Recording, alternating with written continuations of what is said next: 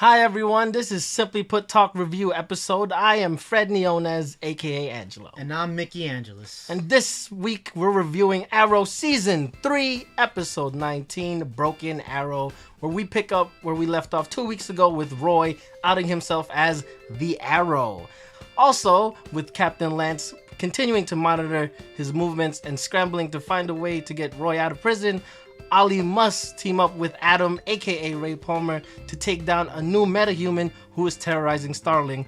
But the drama does not end there when Ra's al Ghul pays a visit to Thea, and an apparent death in the family may finally push Ollie to take up the mantle of the Demon's Head. And with the flashback, it was not very important. Alright guys, so overall I thought this Arrow episode was very underwhelming. It didn't provide anything good for me, no juicy bits, nothing. It was the rise of Ray Palmer and the fall of Ray Palmer all in one episode, with nothing to help him from the all-star team up he had in The Flash, which doesn't make sense with the continuity of the both shows, though I think Flash is one episode behind or whatnot. But the villain was another underwhelming person who came from Central City, and I think the only great thing about this episode was that it ended.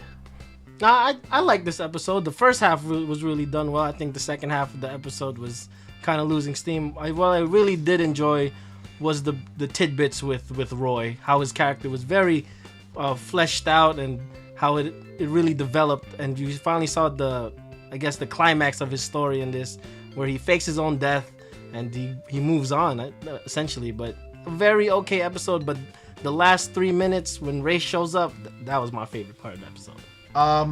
But there was a lot of semi-high points. I think the Adam relationship with Felicity is great, because we're starting to see the deterioration, the split of Felicity, or where Ray sees the split coming, and a reason and an excuse for him to jump on the spinoff.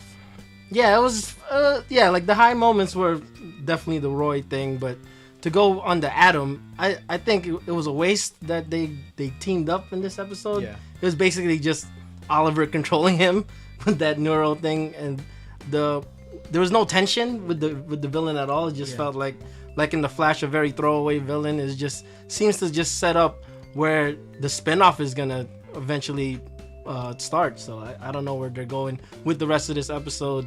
And with 4 episodes left, I really hope the writers do a good job of tying everything together. Roy, with him basically sacrificing his identity for Team Arrow so Oliver can continue his crusade of being the hero the city needs, was very cool, because for most of the first half of this season, he was a background guy. He only had like 2 lines in every episode. And to finally see him flesh out and see his story of him atoning for that officer he killed back in season 2, it was very cool to see. And his banter with Thea that over the phone in the prison was very heartfelt, and it felt very organic. And yeah, you know what? I think, you're right. Arrow was the best part of this episode, I think, especially with the episode title becoming Broken Arrow. It's a great homage in my mind, or maybe it wasn't homage to Young Justice, where Broken Arrow was the code name or the secret name that Sportsmaster was able to control Roy, since he was basically a clone or brainwashed or whatever.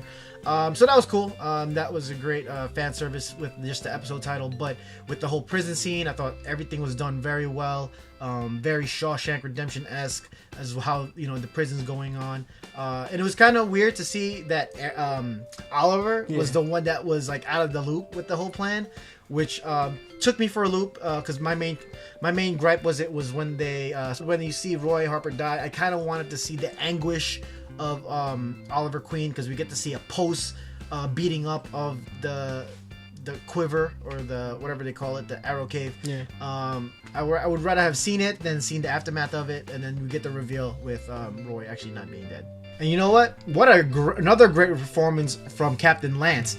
I think he's the only one who's actually grabbing this role, chewing up the scenery a little bit with whatever his crusade is. Whether it's valid, whether you think it's valid or not, I think that his character is the only one, alongside with Roy only in this episode, to really give us something to like think about with like where is he gonna go with his tirade? Where is it gonna stop?